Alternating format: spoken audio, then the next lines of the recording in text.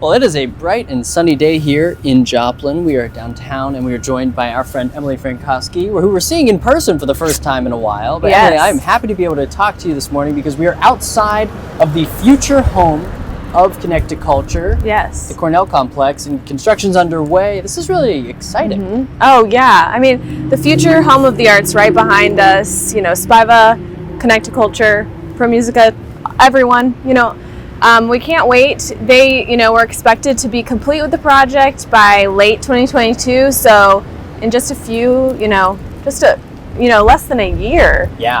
I would say we're going to be entertaining people inside there. So it's definitely going to be different. Emily, I know we have a ton of different events, performances, exhibits, class. I mean, you name it. Yes. They're all available, and every month we go over these. I want to go over some of the events and performances first. So let's Okay. start with performances. Performances, why not? So, as you know, Connect2Culture usually has in-person performances. Right now, we're doing some online performances in collaboration with the Sheldon that's in St. Louis, Missouri. And for these, we have 3 different artists. We just finished up with Sarah Giroux. She's a great indie folk artist. And coming up is Zakir Hussain, who is sometimes called the father of classical world music. He's a master tabla virtuoso player, which is just amazing. I mean, the way he plays these special Indian drums, your hands might fall off. It's so fast and the rhythm is amazing. So this is one of the best tabla virtuoso players you'll ever see.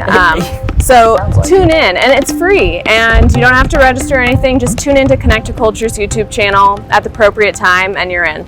So, all right, so let's move on to events. What events do we have coming up in the month of April? Yes, the month of April is full of events, and I love April because it's National Poetry Month, and Connect2Culture, Post Art Library, and Pub Pound Press always do this collective, intentional effort to celebrate Poetry Month and the place of poetry in our lives and poets as well. And so we collect a variety of poetry-centric events going on, and then we actually add to it as well. Last year we couldn't do it because of COVID, but we're bringing it back. So there's things like a virtual reading by Harbor Poems, there's 1,000 Words at Spiva Center for the Arts, as well as Poem in Your Pocket Day. But Open Mic Poetry Night is one of my favorites. Basically, if you're a poet or you just love poetry, come and recite a poem that you love or one you've written. And so we're asking people to register this time, but that is definitely something to look forward to April 23rd. That is too fun. All right, hey, don't leave. We're going to keep going over some of the stuff happening in the month of April, okay? Sounds good. All right, we will be right back here on the KOA Morning News after this.